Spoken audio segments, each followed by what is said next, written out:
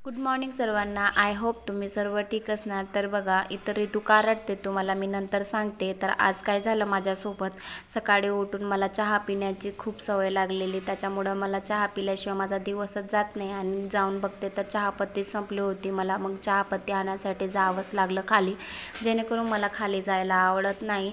तर मग चहापत्ती आणण्यासाठी शेवटी जावंच लागलं. आणि सर्व गोष्टी आपल्याला लक्षात राहणं हे शक्य नाही आहे. घर सांभाळता सांभाळता प्रत्येक गोष्ट आपल्याला करावं लागतं, एकटीला सांभाळावं लागतं. त्यामुळं प्रत्येक गोष्ट हे लक्षात राहत नाही, ते तुम्हाला माहीतच आहे. मग रिद्धूची अशी मस्ती चालू होती, काय करते, तेढ आहे पण मेरा आहे, मनच सांभाळून घ्यावं लागतं.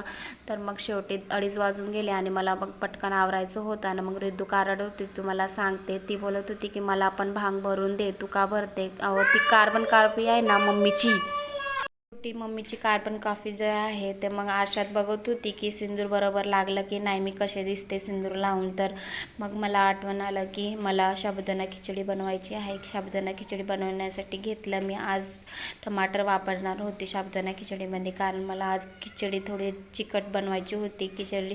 तर त्यामुळं मी बनवायला घेतली. आणि शेंगदाण्याचं कूट तर वापरून नेहमीच बनवते, पण आज मला थोडी वेगळ्या पद्धतीने बनवायची होती. अशी पण खूप छान वाटते, तुम्ही पण बनवून बघा, खूप छान वाटत होती. तर मग मी रिद्धूला बनवून दिली आणि रिद्धू पण खूप छान आवडीने खात होती. तिला पण चिकट खिचडी खूप आवडते त्यामुळं.